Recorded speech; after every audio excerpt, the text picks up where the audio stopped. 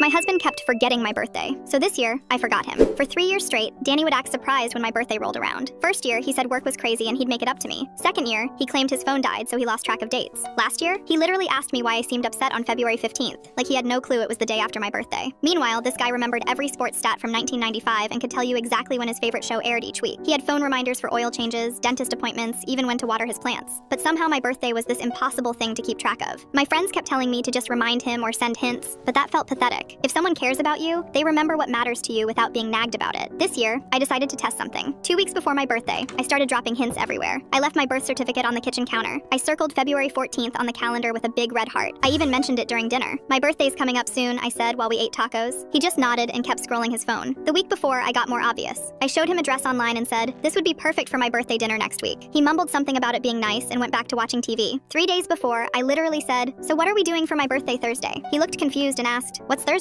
When I told him it was my birthday, he slapped his forehead like he always did and said, "Right, yeah, I've been so busy with work stuff." Thursday morning came. I woke up expecting something, anything. Maybe flowers by my bedside or breakfast in bed. Nothing. He got dressed, kissed my cheek, and said he'd be back late because of a client dinner. Not even a happy birthday. I sat there in my pajamas until noon, feeling stupid for hoping things would be different this year. Then I remembered something. His birthday was exactly 1 month later, March 14th. And for the past 4 years, I'd thrown him surprise parties, bought expensive gifts, took days off work to plan special celebrations. That's when I made my decision. I spent my actual birthday doing something I'd never done before. I went shopping alone, bought myself the exact dress I'd shown him, got my nails done, and treated myself to dinner at this fancy Italian place downtown. The waiter even brought me free cake when I mentioned it was my birthday. For the next month, every time Danny mentioned his upcoming birthday, I played dumb. When he showed me golf clubs online and said, "These would be perfect for my birthday," I just said, "Cool," and kept folding laundry. When he asked what restaurant we should book for his birthday dinner, I told him I hadn't really thought about it. When he mentioned taking the day off work to celebrate, I said that sounded nice and changed the subject. March 14th arrived. I woke up early, got dressed for work like any normal day, and started making coffee. Danny came downstairs in his favorite shirt, clearly expecting something special. "Morning," I said, not looking up from my phone. "It's my birthday," he said, waiting for my reaction. I looked up, pretended to think for a second, then snapped my fingers. "Oh yeah, happy birthday, babe. Have a good day at work." His face went through about 5 different emotions. Confusion, hurt, anger, then this weird panic. "That's it? You're not taking the day off? We don't have dinner plans?" I shrugged, grabbing my keys. I've been super busy with work stuff lately. Haven't really had time to plan anything. When I got home that night, he was sitting at the kitchen table looking defeated. "You really forgot my birthday," he said quietly. "I didn't forget," I replied. "I just figured if birthdays aren't important enough to remember without reminders, then maybe we shouldn't make such a big deal about them." The realization hit him like a truck. His mouth opened and closed a few times before he finally said, "This is about your birthday, isn't it?" "What about my birthday?" I asked innocently. He put his head in his hands. "I've been a complete idiot." "Yeah," I said, "you have been." The next morning, I woke up to rose petals leading from our bedroom to the kitchen, where he'd made my favorite breakfast and had a jewelry box sitting next to my coffee. Inside was a necklace that looked exactly like my mom's missing one. "I know I can't undo the past 3 years," he said, "but I swear I will never forget again."